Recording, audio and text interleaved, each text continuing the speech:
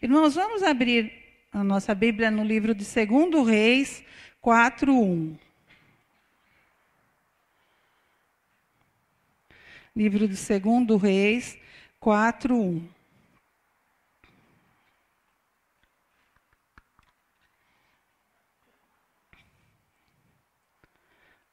A palavra de Deus fala assim: E uma mulher das mulheres dos filhos dos profetas clamou a Eliseu, dizendo: Meu marido, teu servo, morreu, e tu sabes que o teu servo temia o Senhor. E veio o credor a levar-me os meus 2 filhos para serem servos. Então aqui fala sobre uma mulher. Nós não sabemos o seu nome, mas sabemos a condição. Viúva que estava em apuros financeiros. Então os credores estavam batendo em sua porta constantemente, mas ela não tinha como pagar suas dívidas. E a ameaça dos credores era de levarem seus 2 filhos como escravos para que a dívida fosse paga. E aqui a palavra fala que ela clamou a Eliseu. Eliseu, ele era um profeta. Então, se a mulher clamou a ele, isso demonstra o quê? Que a mulher confiava em Deus, que ela acreditava em homens de Deus. No caso aqui, Eliseu. E o versículo 2 fala assim: E Eliseu lhe disse: Que te hei de fazer? Declara-me que é o que tens em casa. E ela disse: Tua serva não tem nada em casa, senão uma botija de azeite. Então aqui Eliseu, ele fez 2 perguntas à mulher. A primeira: que te hei de fazer? Eliseu, ele não tinha imediatamente a solução para o problema. Em outras palavras, ele estava dizendo: meu Deus, o que eu faço? Então, uma atitude sábia agir dessa forma, consultando o Senhor. Quando aquela mulher foi pega em adultério, os homens queriam apedrejá-la.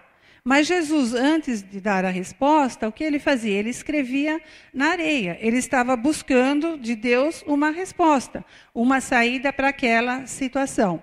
E ele disse, quem não tiver nenhum pecado, que atire a primeira pedra. E nós sabemos que não sobrou nenhum acusador. Então, muitas vezes, nós também, antes de respondermos, nós devemos buscar de Deus a resposta para aquela situação.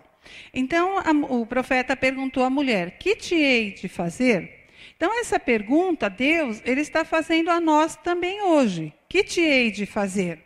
Deus, ele quer assim que nós expressemos o que se passa no nosso coração. O que desejamos, as nossas necessidades.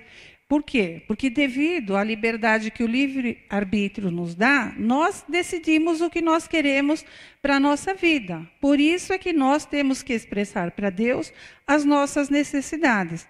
Então, nós temos que expressar sempre a Deus a verdadeira necessidade que nós temos. Essa mulher, a necessidade que ela tinha era de sanar suas dívidas. Então, aqui ele perguntou: que te hei de fazer? E a outra pergunta que ele fez foi: declara-me o que é que tens em casa. Então, Deus, ele quer ouvir e reconhecer características de verdade em nós. A mulher declarou não ter nada em casa, a não ser uma botija de azeite. Então, nós não devemos declarar que nós não temos nada, porque o nada aqui que era para ela era o tudo que Deus precisava para aumentar a capacidade dela de receber. O Senhor, ele quer nos usar, ele quer fazer de nós vasos de bênçãos nas mãos dele. Então, nós vemos assim, que muitas vezes nós falamos que não temos nada. E se a gente vê os exemplos da Bíblia, homens, assim, servos de Deus, que com pequenas coisas fizeram maravilhas. Davi, quando foi enfrentar o Golias, ele tinha na mão uma funda e algumas pedras, e com isso ele derrotou o gigante. Sansão, ele tinha um osso de uma queixada de um jumento, e com ele feriu 1000 filisteus. Gideão também, ele tinha uma trombeta, e foi com ela que ele conclamou o exército dos midianitas. Elias, ele tinha um manto, e foi com ele que ele abriu caminho no Rio Jordão. Barnabé tinha um terreno que ele vendeu para ajudar os pobres. E Dorcas tinha uma agulha que ela usou para fazer roupas para os necessitados.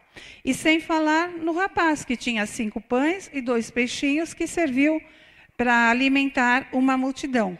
Então, por isso que nós não devemos desprezar nada. Muitas vezes nós não temos algo assim palpável, material, mas nós temos dons, habilidades, não é? Então, o nada, que muitas vezes é para nós, é o tudo que Deus precisa para realizar o milagre. Então, nós devemos sempre valorizar tudo o que nós temos e fazer o quê? Das oportunidades uma alavanca para o sucesso. Então eu pergunto, qual tem sido a nossa resposta para Deus? Será que nós temos valorizado o tudo que Ele tem nos dado? Ou será que nós não temos valorizado nada porque aquilo parece assim algo insignificante, não é? Então nós precisamos assim repensar nisso e dar valor a tudo o que nós temos. E aqui no versículo 3, segundo Reis, 4:3 fala: Então disse ele, vai, pede para ti vasos emprestados a todos os teus vizinhos, vasos vazios, não poucos. Então, aqui é uma coisa interessante, né? Por que será que os vasos tinham que ser emprestados? A resposta é que, para que ela não retesse os vasos cheios, caso ela não precisasse devolvê-los, ela reteria, ela ficaria, com os vasos e ela reteria muito mais do que era a medida que Deus daria a ela para aquela situação. E no versículo 4 fala: Então entra e fecha a porta sobre ti e sobre teus filhos, e deita o azeite em todos aqueles vasos, e põe à parte o que estiver cheio. Então aqui o versículo destaca, fecha a porta. Então há momentos também assim na nossa vida que nós temos também de nos reguardar, nos calar, nos aquietar e aguardar o milagre, aguardar a transformação. Então, nós vemos assim que quando o milagre estava acontecendo aqui no texto, ele foi sem exibicionismo, foi com a porta fechada da sua casa. Então, com a porta fechada, não entra impedimentos, não há distração. Assim, Deus aumenta a nossa visão, Ele amplia o que Ele está nos revelando. E com isso, aumenta a nossa capacidade também de receber. Aqui no versículo 5 fala: Partiu, pois, dele e fechou a porta sobre si e sobre seus filhos. E eles lhes traziam os vasos e ela os enchia. Então aqui também destaca bem que ela os enchia. Foi a mulher que encheu as vasilhas, não foi o profeta. O profeta somente, ele deu uma orientação. Então, da mesma forma, Deus nos orienta conforme as nossas forças, conforme os nossos recursos. Mas somos nós que temos que correr atrás, de buscar, de fazer, de agir. Muitas pessoas esperam assim, que Deus faça tudo. Deus pode tudo, mas não faz tudo, não é? Mas Deus, e por que Ele não faz tudo? Porque Deus, Ele sempre nos quer coparticipantes do milagre. Então, se você ver assim as promessas de Deus, elas são quase todas condicionais. Então, crer no Senhor Jesus e será salvo tu e tua casa. Então, qual é a condição de você ser salvo e a sua casa? É crer no Senhor Jesus. Essa é a sua parte. Buscar-me-eis e me achareis. Olha a condição. Quando me buscares de todo o vosso coração. Clama a mim e responder-te-ei, e anunciarei coisas grandes e firmes que não sabes. Então, se você quer que Deus te anuncie coisas grandes e firmes que não sabe, a condição é clamar a Ele.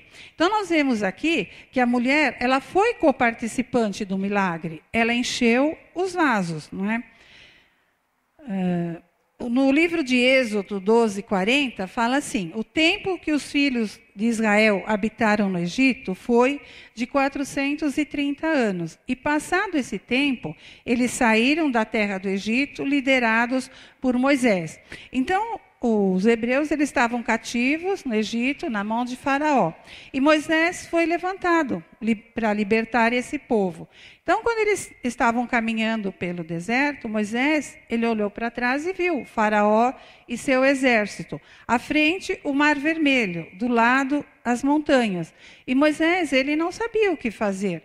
E o que ele fez? Ele clamou ao Senhor, como fez essa mulher, clamou ao profeta. E Deus respondeu a ele, dizendo, mande o povo marchar. E Deus também perguntou para ele, o que é que você tem na mão? E Moisés respondeu que tinha uma vara. E com essa vara, Moisés tocou nas águas e o Mar Vermelho se abriu. O milagre, então, nós vemos aqui que teve a participação de Moisés. Ele precisou da vara e a vara tocar nas águas. Deus não poderia ter aberto o mar antes deles ficarem encurralados? Deus poderia, mas Deus ele podia e ele pode tudo, não é? Mas Deus ele tem assim alguns mistérios. Deus ele gosta de ver nossa fé. É como se ele dissesse, o natural, marchar, é com vocês. O sobrenatural, abrir o mar, é comigo. Então, nós sempre temos que fazer a nossa parte. E a parte dele, que é o agir no sobrenatural, ele faz depois. Então, muitas vezes, no desespero, nós nos esquecemos das maravilhas que Deus já operou nas nossas vidas. Muitas vezes estamos passando por uma situação e ficamos centrados naquele problema, só pensando no problema, como vai se resolver, e nós nos esquecemos de tudo que Deus já fez atrás. Deus fez e vai continuar fazendo, porque Ele é o mesmo Deus de ontem, de hoje e será eternamente. Então, nós sabemos que só o Senhor tem o poder para abrir o Mar Vermelho na nossa vida. Ele pode, Ele quer e Ele vai abrir. Mas, para isso, irmãos, você também precisa fazer a sua parte. Qual é a sua parte? É voltar-se 100% para Ele, entregando sua vida a Ele e ficando na dependência total dEle. A outra parte é que precisamos encher o nosso coração com a palavra de Deus. Porque a boca fala do que o coração está cheio. Então, se na hora da dificuldade, da necessidade, você não estiver alicerçado na palavra, seu sofrimento vai ser maior. Mas se você estiver com o coração cheio da palavra de Deus, vai ser muito mais fácil passar pelas adversidades. Outra coisa que é a nossa parte, é aprender a viver pela fé. E não pelo que nós vemos. Nós precisamos aprender a crer no sobrenatural.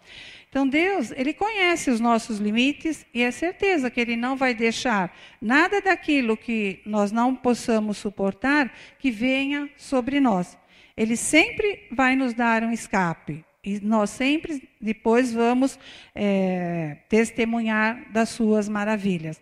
Então, nós vimos assim que Deus ele pode tudo. Mas para realizar um milagre na nossa vida, Ele conta com a nossa coparticipação. Nós vimos aqui que para o milagre acontecer, Moisés tocou nas águas. Naamã mergulhou 7 vezes. Josué rodeou as muralhas. Noé construiu a arca para ser salvo do dilúvio. Então Deus ele quer nos fazer coparticipante do milagre, da promessa que Ele vai realizar na nossa vida. Ele quer nos ver envolvidos com a promessa dele. Para quê? Para que nós saibamos que foi Ele quem realizou o milagre, isso é, a promessa se cumpriu através dele, mas com a nossa participação. Vamos ver o que fala lá em 2 Reis, versículos 6 e 7.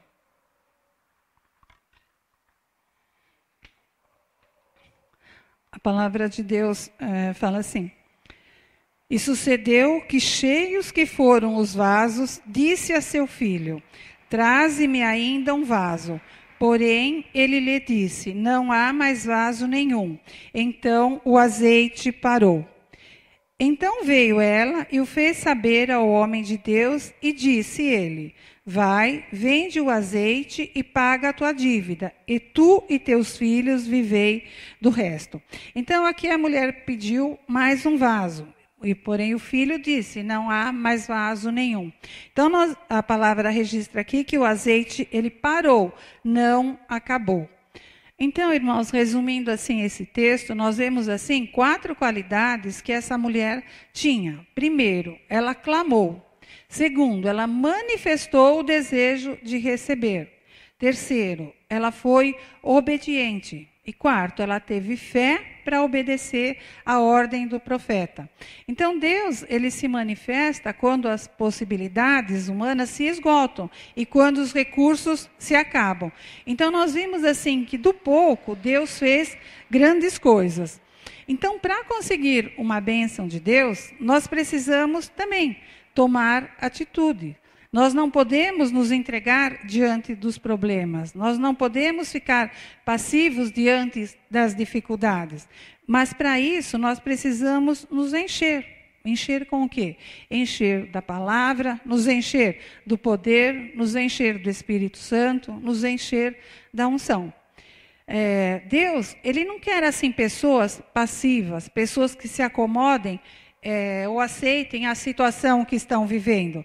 Ele quer nos encher com coisas novas, com novidade de vida, não é? E Deus quer nos encher para nos usar. Então você pode me perguntar, mas o que é que eu tenho que fazer para ser cheio? A resposta, ela está lá no Salmo 81, versículo 10. Vamos dar uma olhada? Salmo 81, versículo 10.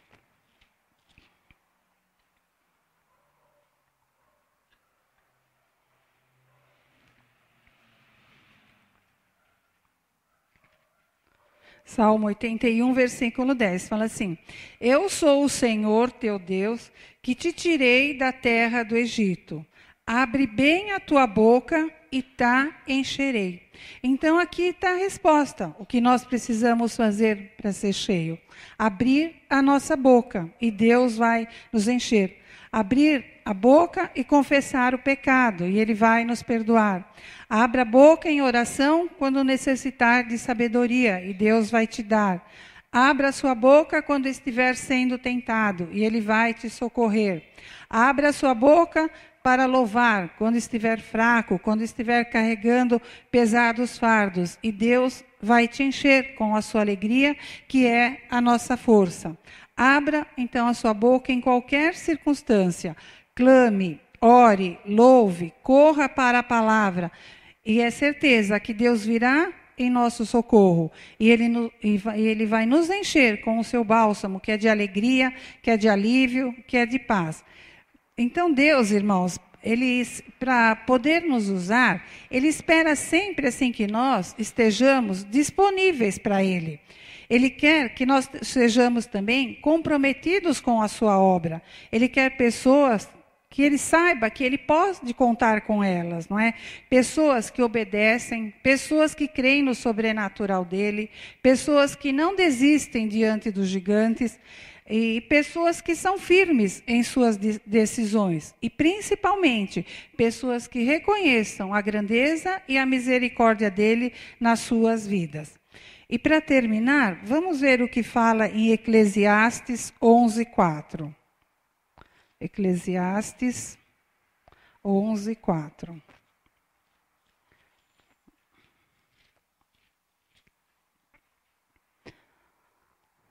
Eclesiastes 11:4 fala assim: quem observa o vento nunca semeará, e quem olha para as nuvens nunca cegará.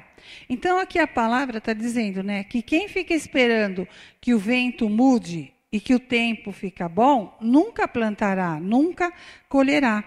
Então, se você ficar esperando assim as condições perfeitas para Deus te usar, você nunca fará nada. Se você observar assim na Bíblia, Deus ele usou pessoas pecadoras, pessoas que eram fracas, pessoas que tinham pouca instrução. Abraão, ele tinha 75 anos, ele já era um velho quando Deus disse a ele: sai da sua casa, e da sua parentela e vai para uma terra que ainda eu vou te mostrar. Moisés era gago, Gideão era pobre, Davi adulterou, Jonas fugiu de Deus, Jeremias, ele era depressivo, Zaqueu, ele tinha uma péssima reputação, Paulo era um fariseu, Timóteo tinha úlceras. Então nós vemos assim esses homens que eles tinham limitações, mas eles ficaram disponíveis para Deus. E Deus os usou, os capacitou. E nós sabemos que eles fizeram maravilhas. E por que Deus age assim, né, escolhendo pessoas com limitações? Porque a palavra dele diz que para envergonhar os sábios, ele escolhe aquilo que o mundo acha que é loucura. E para envergonhar os poderosos, ele escolhe aquilo que o mundo acha que ele é fraco. Então, irmãos, se Deus usou esses homens que tinham essas limitações, é certeza que ele nos usará também. Então, para que Deus nos use, e se você quer ser usado por Deus, basta você abrir a sua boca e dizer: eis-me aqui, Senhor, para fazer a tua vontade. Usa-me como o Senhor quiser.